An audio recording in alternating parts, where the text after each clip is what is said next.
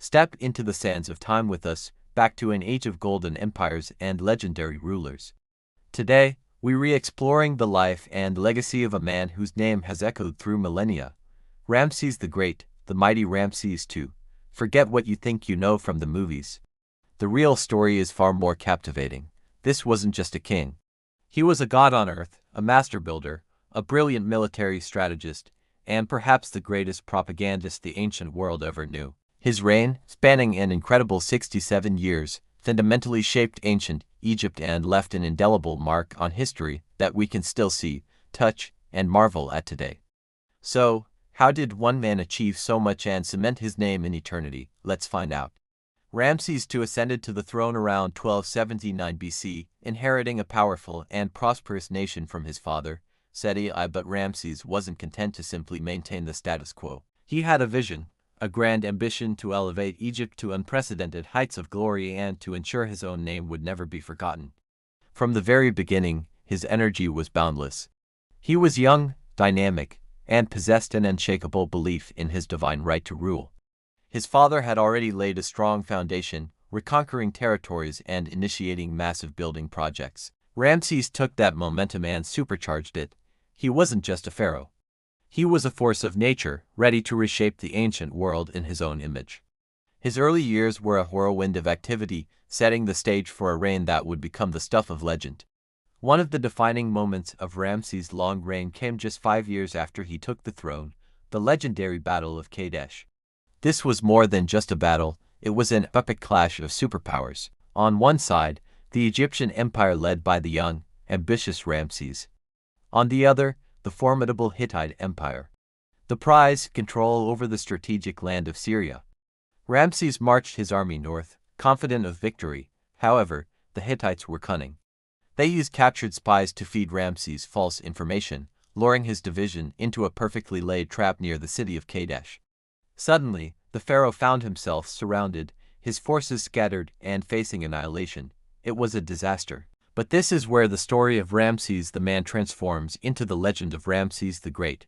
According to his own accounts, which he famously inscribed on temple walls all over Egypt, Ramses did not panic. Instead, he prayed to the god Amun and single-handedly charged into the fray. He claimed to have cut his way through hordes of Hittite chariots, his divine power turning the tide of battle almost by himself. While modern historians believe this account is heavily embellished, there's no doubt that Ramses' personal bravery and leadership rallied his troops.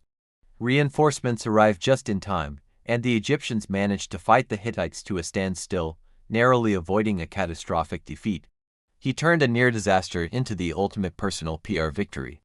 The aftermath of Kadesh is just as significant as the battle itself. While both sides claimed victory, the conflict dragged on for years. Eventually, Ramses, ever the pragmatist, realized that endless war was draining both empires. In a groundbreaking move for the time, he negotiated a peace treaty with the Hittites. This wasn't just any agreement. It is the world's first known international peace treaty, with copies from both the Egyptian and Hittite archives surviving to this day. It detailed mutual defense clauses, defined borders, and established a lasting peace. To seal the deal, Ramses later married a Hittite princess, turning a bitter enemy into a powerful ally.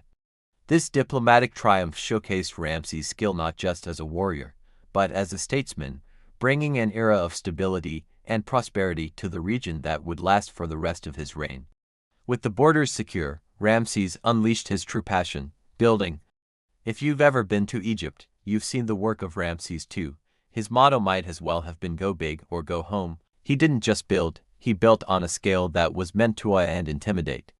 He completed the magnificent hypostyle hall at Karnak, a breathtaking forest of giant columns. He built his own mortuary temple, the Ramesseum, a vast complex dedicated to his eternal glory.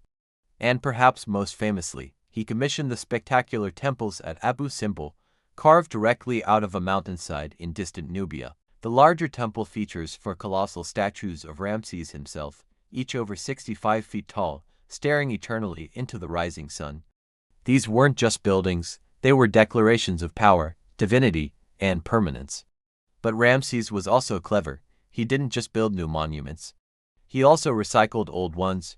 He frequently had his own name and titles, his cartouche, carved over those of previous pharaohs on existing statues and temples. Was this a simple act of ego? Partly, yes. But it was also a brilliant political move. By literally overwriting history, he inserted himself into Egypt's glorious past, making it seem as though all great achievements led to him. He was effectively curating the national story to star himself in the leading role. Every temple, every obelisk, every statue became a billboard for the brand of Ramses the Great. This relentless self-promotion ensured that wherever you went in Egypt, you were reminded of the power and divinity of your pharaoh. Ramses lived to be over 90 years old, an astonishing age for the ancient world. He outlived many of his own children, and he had a lot of them, well over 100 by some estimates, with numerous wives, including his most beloved, Queen Nefertari. His long life provided Egypt with an unprecedented period of stability. Generations of Egyptians knew only one pharaoh, one god-king, Ramses. When he finally passed away, it must have felt like the end of an era, a seismic shift in the natural order of the world. He was buried in the Valley of the Kings in a magnificent tomb, prepared for his journey into the afterlife. But his story doesn't end there. In an incredible twist of fate, the mummy of Ramses the Great survives to this day. Discovered in a hidden cache in 1881, his body was moved to the Cairo Museum. We can look upon the actual face of the man who battled the Hittites and built Abu Simbel. In 1974, his mummy was even issued a modern Egyptian passport, with his occupation listed as king deceased, so he could be flown to Paris for conservation work. It's a surreal and powerful connection to a distant past. His legacy is not just in stone and stories, but in his physical remains, a silent testament to his long and eventful life. So, who was Ramses II? Was he a divinely inspired warrior? A brilliant statesman, an egomaniac with a building obsession? The truth is, he was all of these things and more. He was a complex and multifaceted ruler who understood power, diplomacy, and most importantly, the art of creating a legend. He ruled for so long and built on such a grand scale that he didn't just define his era. He became synonymous with the very idea of pharaonic greatness. His impact was so profound that 9 later pharaohs would take his name in an attempt to capture even a fraction of his glory. Ramses the Great wasn't just a king, he was an institution, a myth-maker whose story is literally written in stone. Thank you so much for joining us on this journey back to ancient Egypt. If you enjoyed exploring the incredible life of Ramses II, please hit that like button and subscribe for more deep dives into history's most fascinating stories. We'd love to hear your thoughts in the comments below. Which part of Ramses' story amazes you the most? Until next time, keep exploring,